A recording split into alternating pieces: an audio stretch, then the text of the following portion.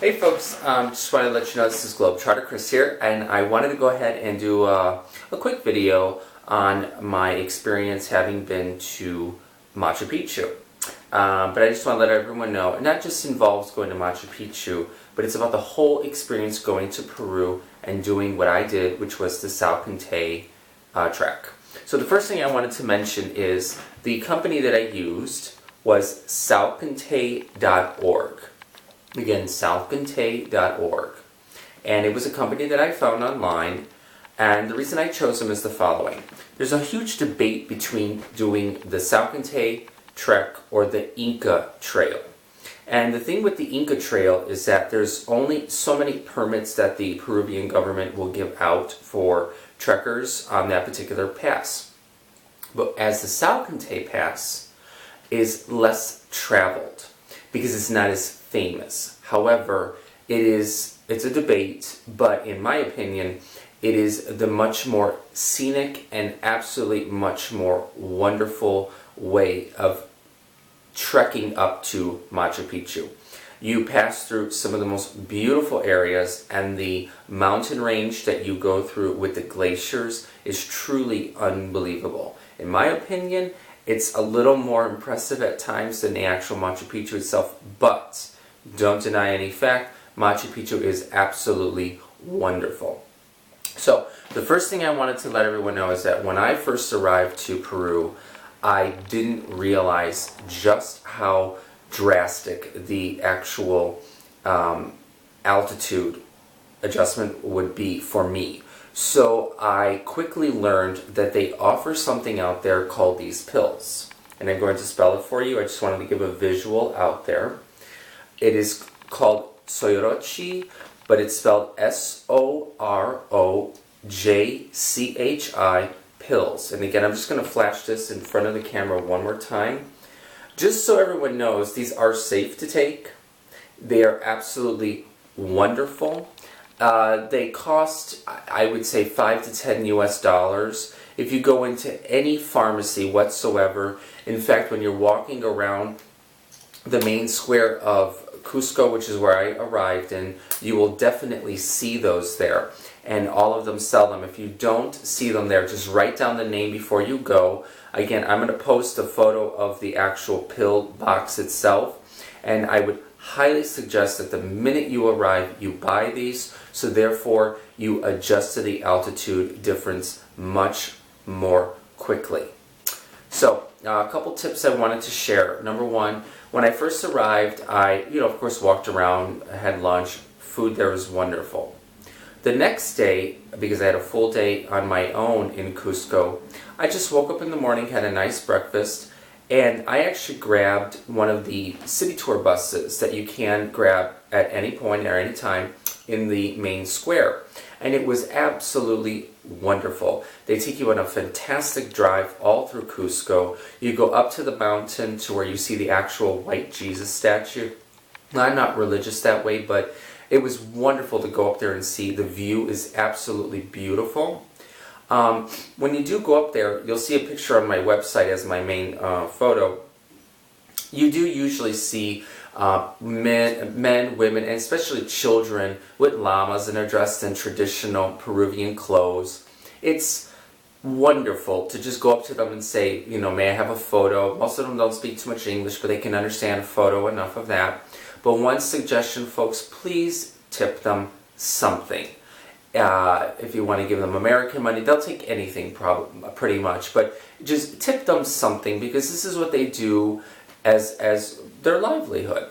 So that's another suggestion I have. So I wanted to move on to the actual hike itself. So one thing I wanted to mention is hiking is not my thing.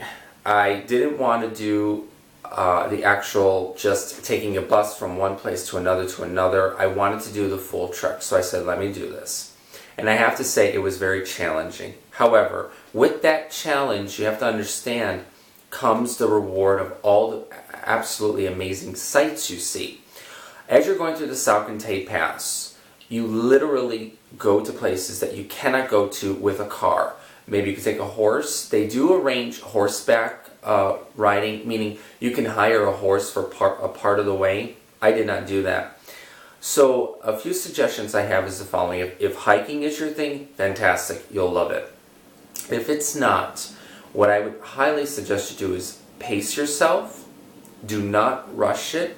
You are going to be part of a group. The group may go in front of you. The group may go behind you, depending on how quickly you or how quick you are.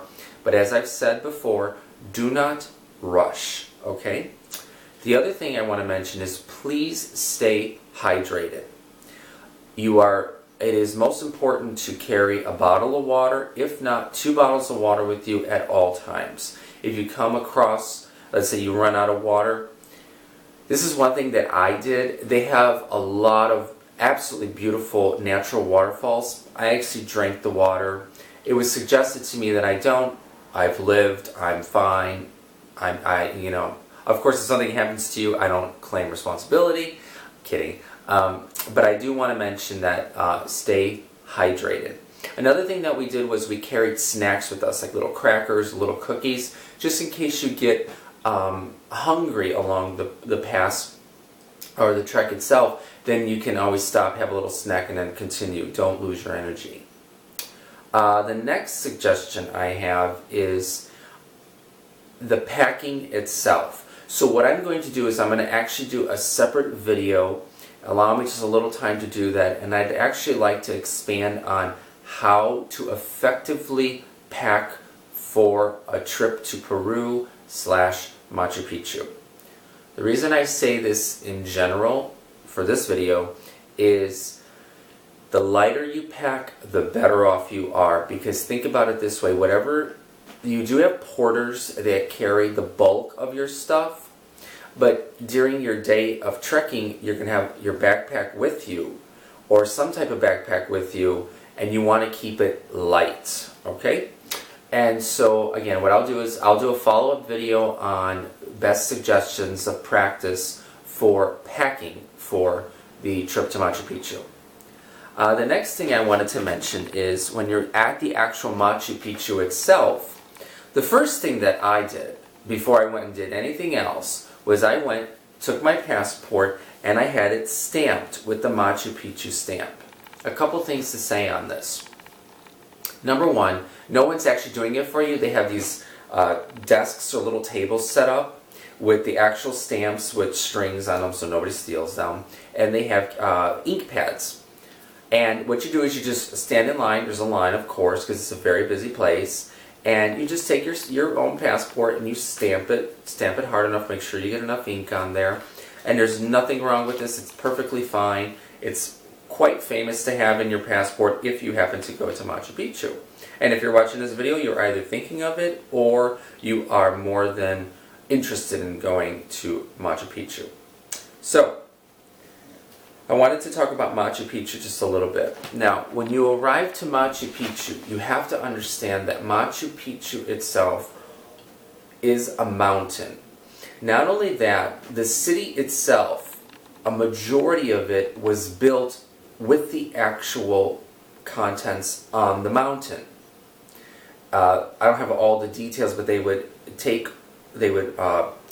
break it up and then use the breakups, all the rocks and stones and so forth, and build the actual city. So, literally, when you arrive there, you're going to be quite high.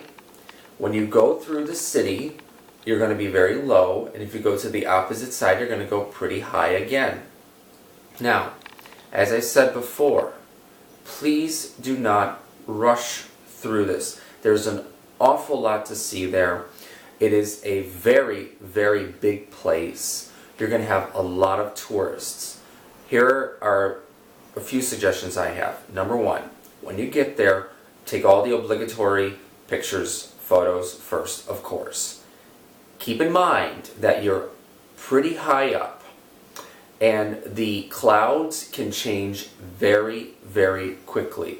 Literally, you'll go from zero visibility at the time I went, which was in November, zero visibility to quite a bit of visibility to a lot of sunshine. So just be patient with it, okay? And take all the pictures that you need. But once you've done that, I would suggest just walking around slowly, lots of staircases around, and just enjoy it. If you happen to have a tour guide, fantastic. Do the tour, let them explain it. Then they'll give you quite a bit of ample time on your own to explore. So another suggestion that I have is I actually did purchase the additional ticket to Machu Picchu, which is Young Mountain, which is on the opposite side of Machu Picchu. And what I didn't realize at the time, but I can relate to you now, is that what I liked about that was that there's only so many tickets that are sold on a daily basis to go onto that actual mountain. So what I did was, after roaming around Machu Picchu for some time, they have a timestamp on Machu Picchu and the ticket that you get. And at my time I went there, the door opened. You can go to the top of it, to the middle of it, or to the lower part of it. Because I was tired, I went to the lower part of it. But what was wonderful was I found a little area off to the distance by myself, and I literally just sat down and for, I would say, an hour, hour and a half, just watched. I watched the sun, the clouds, the people, and just Machu Picchu itself. And just I let it soak into me, because no matter how many photos you take, you cannot comprehend just how amazing the place is. And there's no capturing of it on your actual camera, so it's best to capture it in your mind, in my opinion. But of course photos help too. So what I did after that was I climbed down and I went back into Machu Picchu. Now keep in mind, it's a very large place, many staircases, ups and downs, and it's uneven. So please folks, if you're an older traveler, if you are a traveler that is used to paved, smooth roads, streets, surfaces, whatever the case is, please keep in mind, watch your balance when you're in Machu Picchu. I did actually take walking poles, and I found that those were very useful. You don't have to, but I found them useful.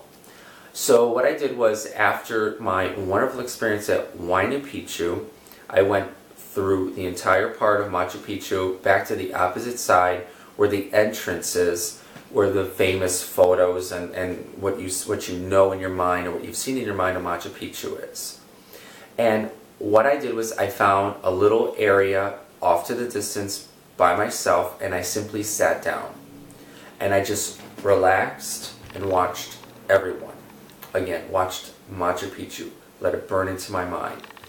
So, not to keep repeating myself, I just wanted to give that quick tip. So, last few things I want to say as I wrap this up. Number one, the company I used, salcante.org, was fantastic. A wonderful company. They set everything up for you, and on the actual trek itself, as you read in my posting, the food was absolutely amazing. I'm a vegetarian. It was amazing. Number two, get the pills when you arrive to Cusco, or if you arrive to Lima. Find them, go to a pharmacy, please get them. You will appreciate it in the end, trust me. Number three, when you go to Machu Picchu itself, be sure to stamp your passport, because if you've traveled all that way, why not? You should have it to prove in your passport. And on the actual trek itself, patience, please, don't rush, stay hydrated, get some snacks. And finally, for Machu Picchu itself, please give her due time and patience. Just take it in. Okay, folks? So again, this is Globetrotter Chris. I want to thank everyone for the absolutely wonderful feedback and traffic to this portion of my website. If you're going to Peru, going to Machu Picchu, have a wonderful time. If you can, send me a message. I'd absolutely love to hear about your experience, okay? And folks, thank you so much. Oh, final thing. This is a poncho that I bought when I was in Peru, handmade there, and I forgot how much I paid for it, but I think it was no more than $20, $30, and it was fun to do. So, again, thanks for tuning in. Talk to you later. Bye.